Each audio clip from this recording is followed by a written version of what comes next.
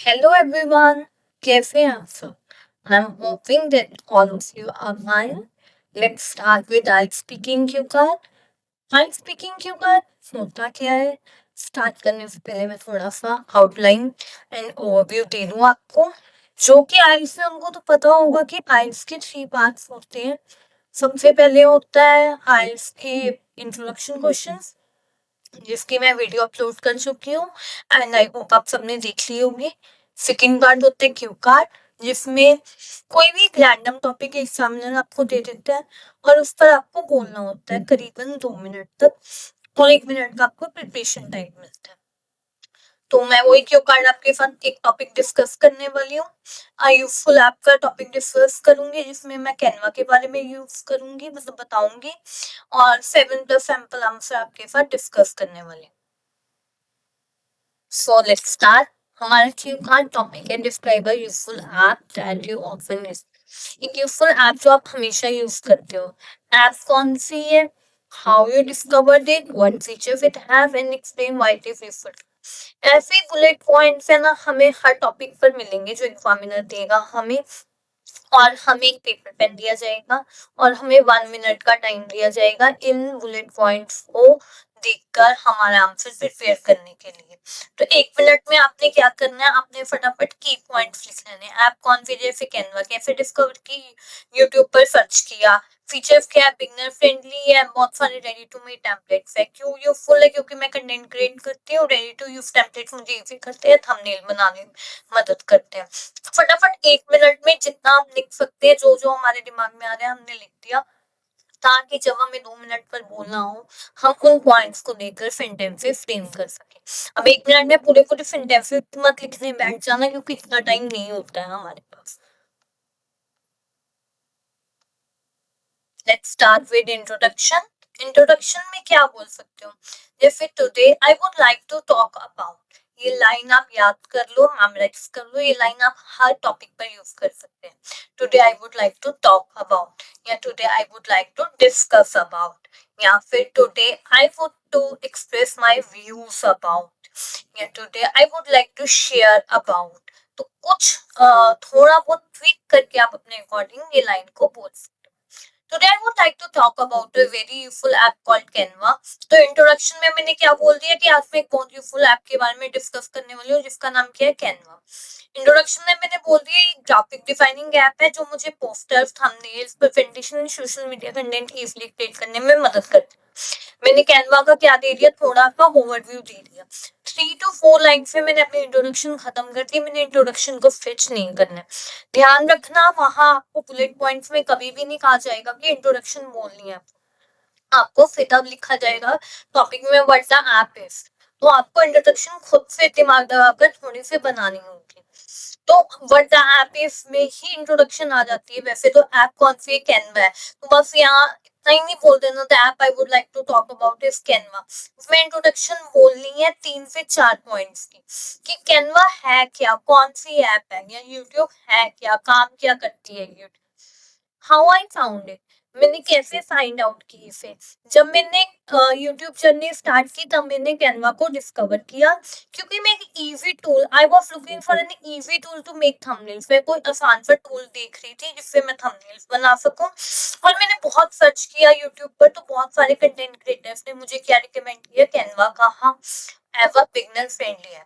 ऐसे ही आप यूट्यूब पर बोल सकते हो। यूट्यूब मुझे एंड्रॉइड फोन में मिली, मैं एक ऐप सीख रही थी जहाँ पर मैं नॉलेजेबल वीडियोस देख सकूं, तो मुझे यूट्यूब के बारे में पता लगा कुछ सालों पहले। तो मुझे पता लगा कि ये बहुत काम की ऐप है, समथिंग लाइक दैट आप बोल सकते हो। इसमें मैं स्टडी मटेरियल्स भी देख सकती हूँ, इसमें मेरा एंटरटेनमेंट भी होता है, मैं म्यूजिक वीडियोस वगैरह भी देख सकती हूँ। फीचर्स, अब इसके फीचर्स क्या है, कैनवा 1000 ऑफ रेडीमेड टेम्पलेट्स और simple drag and drop editor offer करती है। It include fonts, background, stickers and icons, so user can design anything easily. ये सब फीचर्स होते हैं, फॉन्ट्स होते हैं, बैकग्राउंड, स्टिकर्स, आइकन्स, जिससे यूजर कुछ भी डिजाइन कर सकता है इजीली।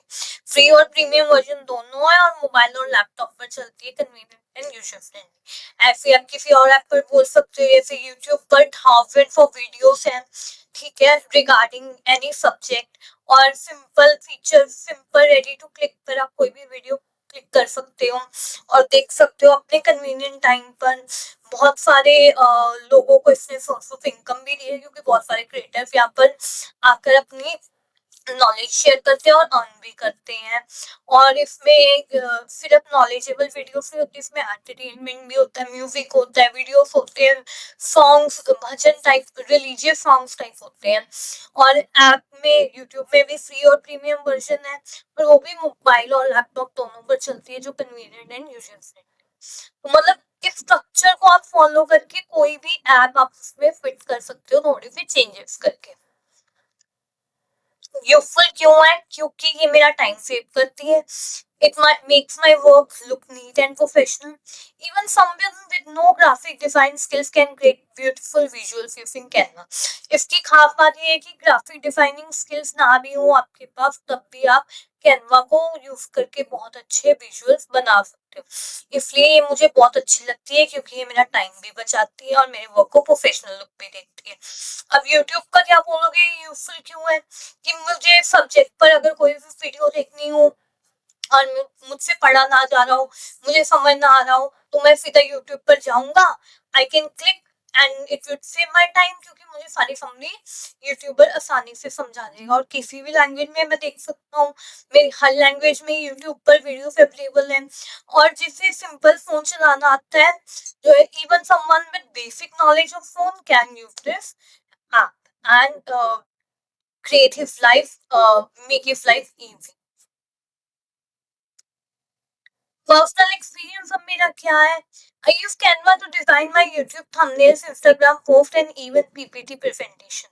तो मैं Canva को यूज करती हूँ डिजाइन करने के लिए, क्या यूट्यूब के थंबनेल्स, इंस्टाग्राम की पोस्ट और पीपीटी के लिए भी यूज करती हूँ। ये मुझे कंसिस्टेंट ब्रांड स्टाइल बनाने में मदद करता है मेरे चैनल प्रोफाइल्स के लिए। ऐसे अब यूट्यूब का भी कुछ भी पर्सनल एक्सपीरियंस पर्सनली मेरे लिए बहुत हेल्पफुल है, क्योंकि मैं आइल्स की स्टूडेंट हूँ। मुझे आइल्स प्रिपेयर करना होता है, तो मुझे लैक्स ऑफ वीडियोस मिल जाती है आइल्स के टॉपिक पर, चाहे वो रीडिंग हो, चाहे स्पीकिंग हो, चाहे लिसनिंग हो, तो मेरे लिए काम बहुत इजी हो जाता है। मुझे मटेरियल कहीं से बाय नहीं करना पड़ता, मुझे फ्री ऑफ कॉस्ट मटेरियल मिल जाता है ऑल ओवर द वर्ल्ड।